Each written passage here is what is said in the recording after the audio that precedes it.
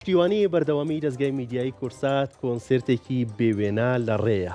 گروپی ژانی کوردستان ماڵێک بۆ ژەنیارانی چوارپارچەی کوردستان کە خۆی بینێتەوە لە دەیان ژەنیاری بەتوانە و بەهرەمەند لە گروپەکەیە لە ئێستاە خەریکی هۆنینەوە یاخود خەریکی ئاوازە ڕەسەنەکانن ئەیهۆننەوە بۆ ئەوەی کە کۆنسرتێکی ناوازە پێشکەشکن و لە ئامادەکاریان بۆ پێشکەشکردنی یەکەمین کۆنسرتی خۆیان.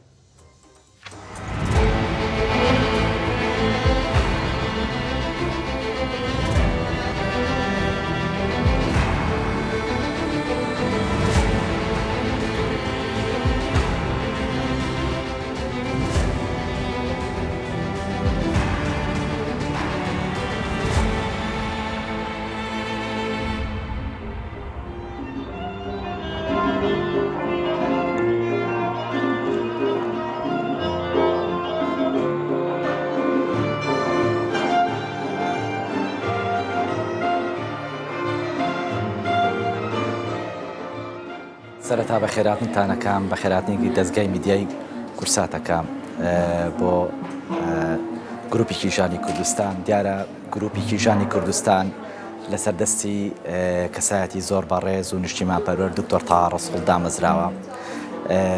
خۆشبەختانە گروپێکی ژانی کوردستان بۆ یەکەم جارە بەم شێوازە بەم ستایلەوە بەم ڕێژە زۆرەی بەشداربووی خانمان لە باشووری کوردستان لە ڕۆژهەڵات لە ڕۆژاوا و لە باکووری ژەنیاری کۆکردوێتەوە. دیارە ئێمە ئامانجمان کۆکردنەوەی ئەو خاتونە بەهرەمەندانەیە کە توانای ئەوانی ژیچی کەمتر نییە لە توانای پیاوان. ئامانجمان لە دروستکردنی گروپێکی ژانی کوردستان ڕێخستنەوەی جارێکی تر بەو ڕێژە زۆرەی کە ئێمە 31 ژەنیارمان هەیە، 30 کۆڕاڵی دەنگبێژمان هەیە. بۆ یەکەم جارە لە هەر چوارپارچەی کوردستان بە تایبەتیش لە ڕۆژهەڵاتی ناوەڕاستدا بەم ڕێژە زۆرەی بە تایبەتی گروپێکی خانمان کۆبکرێتەوە و کۆنسرت ڕێک بخات و گروپەکە دروستکرێمە بۆ یەکەم جارە بەڕاستی خۆشبەختانە. ئێمە بەتەمای کۆنسرتێکین لە 5/8 بە پاڵپشتی دەستگای میدیای کورسات لە هۆڵی تەلاری هونەر. دیارە ئەم کۆنسرتە بۆ یەکەم جارە پێشتری ژاماژەم پێەیە کە مەم ڕێژە زۆرەی خانمان بەشدارە، کارەکان سۆلیستی تایە، ئیشی کۆڕاڵی تایە لەلایەن کەسی زۆر بەڕێزەوە زۆر هاوڕێی خۆشەویستمان مامۆستا توانە خورشید هەموو ئیشی ئەرێنجی کارەکان کراوە. ئیشەکان بۆ یەکەم جارە خاتونێک کە ئیشی کامکاران بەم شێوە ستایلی کلاسیک و سونەتی تێکەڵکە ئیشێکی نوێیە. دڵنیام ئەگەر ئەوەی کە بێت بۆ کۆنسرتەکەمان 5/8 چێژێکی تایبەتی ئەبێت. بەرهەمەکانیش بەرهەمێک ئامادەکاری چۆن کراوە، ئامادەکاری لەم کۆنسرتەیە بە ئاسانی نهاتۆتە بەرهەم بەڕاستی. لە 1/4/2026 کە دامەزراوم گروپایەک سەر ڕاستەخۆ پەیوەندێکی بەهێزمان دروست کردو لەگەڵ ژەنیارەکانی ڕۆژاوا، باکوور، ڕۆژ ئاواش. دیارە ڕێژێکی زۆر زیاتر حەزیان کردو بەشداری ئەم کۆنسرتە بکەن، بەڵام لەبەرەوەی بارودۆخەکە لە بار نەبووە جارێ، بەڵام ڕێژێکی زۆر کۆبۆتەوە. دڵنیام چێژێکی زۆر تایبەتیە بێت لەم کۆنسرتە.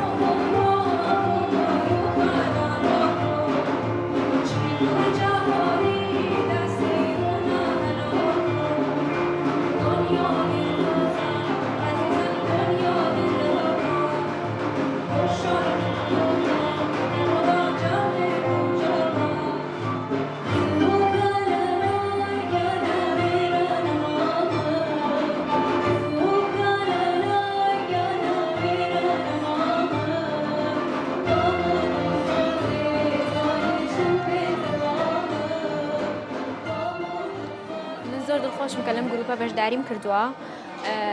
زۆر پێکێکی جوانی هەیە بەشدی. هەستەکەم لە ماڵی خۆمەم کێم بۆ ئێرە و هەروەها هەمومان ئافرەتین. ئەوە شتێکی زۆر جیاواز خۆشە بۆ من کە لێرەم هەمومان خانمین دەستڕەنگینی سەوت خۆشی لێرە. من لەو کورس بەشدارمە، هەروەها سۆڵۆیەکیشم هەیە بەرهەمێکمێ لە کۆنسرتەکە و یەکەم کۆنسرتمانە. زۆر دڵخۆشم. 5/8 هیوادارم ئێوەش لەوێ ئامادە بن لە تەلاری هونەر کاتژمێر 6 هاتنتان مای دڵخۆشیە بۆ ئێمە چکە ئێمە کۆمەڵەکارێکی جوانمان زۆر جوانمان بەڕێوەیە بەڕاستی کۆمەڵەکارێکی تایە کە وەکو سوپرایزێکی گەورەوەیە کە کەس گوێ لێ نەبووە لە دەسم ژەنیارە جوانە خانمانە و هەروەها ئەم پۆستە جوانانە ئەم خانمە جوانانە من زۆر دڵخۆشم کەوکو خانمێ لێرە بەشدارم هیوادارم ئێوەش ئامادە بن لەم کۆنسێرتە جوانە و چاوەڕێ هاتنتانی.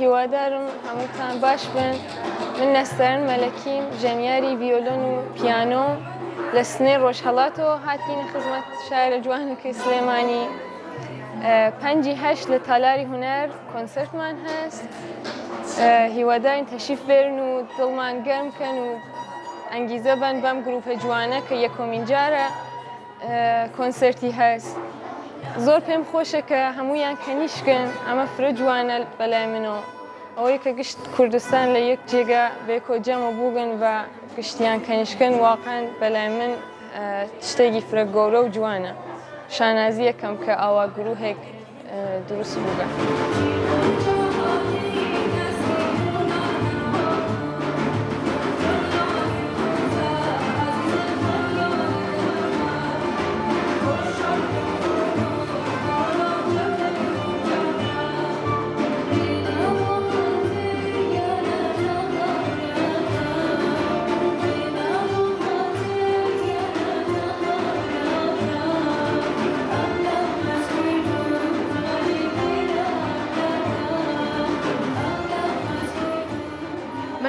فرە خۆشحاڵم کە ئەیە تقریبان ئەرا ماوەی مانگەگەرا 2 مانگە بووت کە وەکو ئەندامێک لە گروپی کیژانی کوردستان و زوانە شیرینەگە خۆمانیش نەپێی دوێتەی لە کوردستان بەشداری کردمە دیارە ئەی گروپە بیجیاوازی گشتمان و دەست و پەنجە ڕەنگینەکانمان و دەنگە زوڵاڵەکانمان لە هەر 4 پارچەی کوردستانە و یەکە و گردیمنە و هیواداری من لە مانگ 8 ئینشاءالله ئەرا 5/8 ئێمە کۆنسێرتەکەمان بەردەوامی و پیدەینەن و نەک هەر تەنها لە سلێمانی بەڵکو لە شارە جیاجیاگان و لە شارە جوانەکان کوردستان هیوادار من و دڵگشت بەردەمەیلێک بود و ئەیە ئاخر کارمان ناوەد و هەمیشە ئیمەش بتوێنین من وەکو ژن وەکو ئەوەی کە هەی من لە کوردستان توانە و بەهرەکان خۆمان نیشان بدەن و شان وەشان پیاوان و بیجیاوازی ئیمە بەهرەگەی خۆمان پێشکەش بکەین و ئەوانیش و هەمان شێوە پشگیری لە ئیمە بکەن چونکەوە پشگیری ئەوانی ئیمە توێنی من زیاتر لەی کارە بەردەوام بووین.